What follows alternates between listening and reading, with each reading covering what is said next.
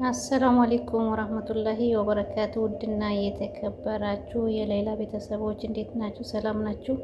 እኔ ሰላም ነኝ አልሐምዱሊላህ። ሰላማችሁ ይብዛ። ክርስቲያን ወገኖቼም ሰላም ብያለሁ። ኢንሻአላህ ለቤት አዲስ የሆናችሁ ላይክ፣ ሰብስክራይብ በማድረግ ተቀላቀሉ። ዛሬ ደግሞ ጣፋጭ ይዤ መጥቼ ያለው ማለት ነው። ያው ኬክ በሉት ማለት ነው። ሲሰራ ደግሞ አልተመቸኝም። ሶሱን ሁሉ ነገር ያዘጋጀሁት እኔ ነኝ፣ ግን ሰሃኑ ላይ የምታረገው ሴትዮዋ ናት።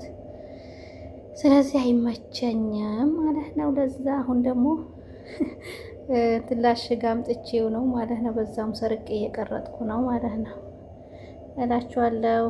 አሰራሩ ደግሞ ይሄ አዲው ብስኩት ነው ከስር ያለው ብስኩቱ በወተት ተነክሮ ከዛ በኋላ ሳህኑ ላይ እንትኑ ላይ ሲኒያው ላይ ከተደረገ በኋላ ላዩ ላይ ደግሞ ያው ሶስ አለው ማለት ነው። እሱም ደግሞ የነጭ የምታዩትን ለምሳሌ ለአንዱ እንትን ሲኒያ ማለት ነው 2 ክሬም ከረሜል፣ 2 ግሽጣ፣ 1 ብርጭቆ ወተት አርጌ ነው 6 ፍሬ ደግሞ እንትን ምንድን ነው የሚባለው አቦ ኬሪ ማለት ነው። ጅብን ኬሪ ማለት ነው አረጌ ነው አንድ ላይ። የሆነች ደግሞ ነጭ ነገር ወረቀት አለች ማለት ነው። ስሟን አቦ ረሳሁት አሁን ማለት ነው።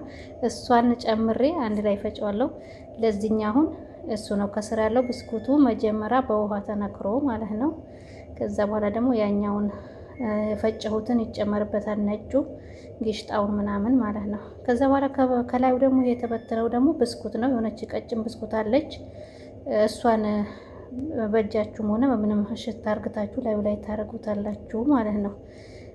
ወደዚህኛው ጋር ያለው ደግሞ የሆነ ቀጭን ብስኩት አለ ማለት ነው። ስስ ነው ማለት ነው። ከስር ያለው እሱ ነው። በእንትን በኮፊ ነው ማለት ነው። ለምሳሌ መጀመሪያ ኮፊውን አፍልቼ እንትኑ ብስኩቱን በኮፊው እየነከረች ሲኒያው ላይ ታስቀምጣለች። ከዛ በኋላ ደግሞ እንደዛውም የፈጨሁትን ሶስ ላዩ ላይ ካረገች በኋላ ደግሞ ያው ይሄንን ደግሞ ዱቄቱ ማለት ነው ቾኮላታ ዱቄቱ የቆርቆሮ አለ አይደል? እሱ ነው ማለት ነው። ይሄን ይመስላል ማለት ነው። ለመስራት የፈለጋችሁ ከገባችሁ የተናገርኳችሁ ማለት ነው።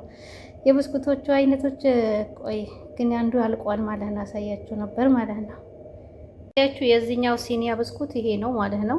በወተት ተነክሮ ነው ከስሩ የተደረገው ብስኩቱ ማለት ነው። ይሄ ብስኩት ነው። አንድ ደግሞ የምትጨመር ነገር አለች ያልኳችሁ ይኸው እቺ ናት ማለት። በዚህ አንድ ፍሬ በውስጡ ስንት ፍሬ እንደሆነ እንጂ አለ አንድ ፍሬ ለምሳሌ እኔ ስፈጭ ለአንዱ ሲኒያ ማለት ነው። እሷን አንድ ፍሬ ነው የምትጠቀሙ ማለት ነው።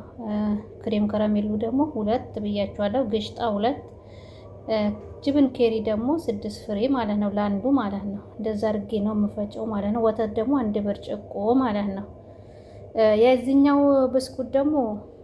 ብስኩት እንትኑ አልቋል ማለት ነው። ቅድም ስሰራ አልቆ ጥዬዋለሁ ማለት ነው። ኪሱ አጣሁት ላሳያችሁ ነበር ማለት ነው። ስለዚህ ይሄን ይመስላል።